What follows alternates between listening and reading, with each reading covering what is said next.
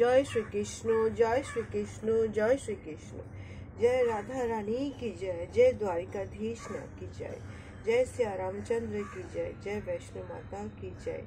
आज आमी श्रीमद् भगवद गीतार प्रथम अध्याय বিষাদ যোগ श्लोक 41 पाठ করছি। शंकरः शंकरः नरकयः एवः कुल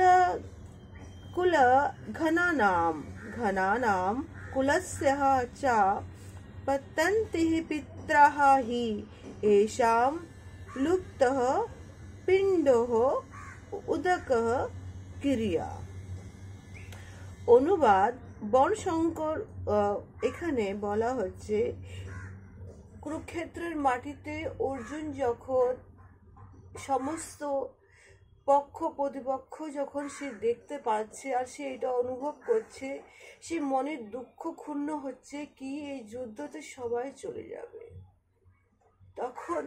তখন সে কৃষ্ণকে সে প্রশ্ন করছে, হে সখা, বর্ণসংকর উৎপাদন বৃদ্ধি হলে, এখানে বর্ণসংকরদের যে সন্তান বৃদ্ধি হবে সে তো কুলের জন্য নরকাগামী হয়ে যাবে, নরকগামী হয়ে যাবে, ঘাতক হবে। এখানে অর্জুন বলছে যুদ্ধে সবাই যখন চলে যাবে, সবাই যখন মারা পড়ে যাবে,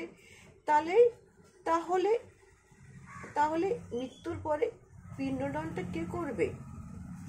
এখানে অর্জুন এটাও বলছে যে কুলে পিণ্ডদান হয় না, তর্পণ ক্রিয়া হয় না, তাদের পিতৃপুরুষের কোনো রকমের স্বর্গ লাভ কিছুই হয় না, তারা তো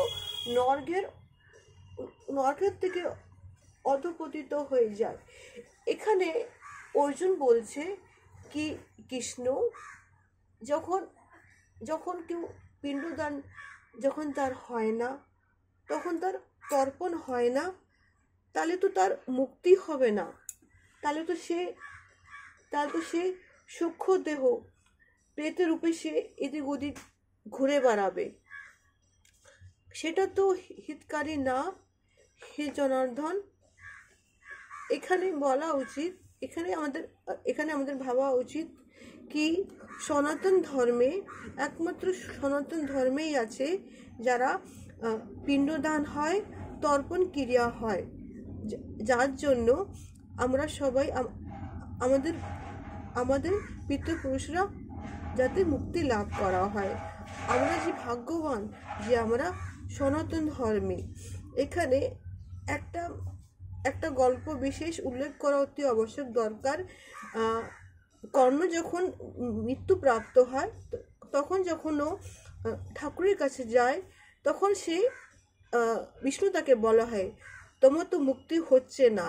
তখন কর্ণ বলে কি আমি তো দানবীর কর্ণ, আমার তো সব কিছু দান করেছি, তা সত্ত্বেও আমার কেন মুক্তি হবে না? তখন সে ভগবান তাকে বলে কি তুমি তো তোমার কোনো পিতৃদান তো তুমি তো করনি, তুমি তো তর্পণ করনি। তখন সে কর্ণ বলে আমি তো জানি না কি আমার পিতৃ কে, আমার পূর্বপুরুষরা কে। তখন তাকে ভগবান তাকে তার বংশের কথা বলে, তার পিতৃর কথা বলে, তারপরে সে পৃথিবীতে এসে তারপরে সে নিজের তর্পণ ক্রিয়া করে, তার ফলে তার মুক্তি হয়। আমরা যেহেতু সনাতনধারী, সনাতনের নাম নিয়েছি, শ্রীকৃষ্ণের নাম নিয়েছি, এই জন্য আমাদেরকে পিণ্ডদান এবং তর্পণ ক্রিয়া করা অতি আবশ্যক। জয় শ্রীকৃষ্ণ, জয় শ্রীকৃষ্ণ, জয় শ্রীকৃষ্ণ। আগামী ব্লকে আরেকটি শ্লোক নিয়ে আসবো। জয় শ্রীকৃষ্ণ।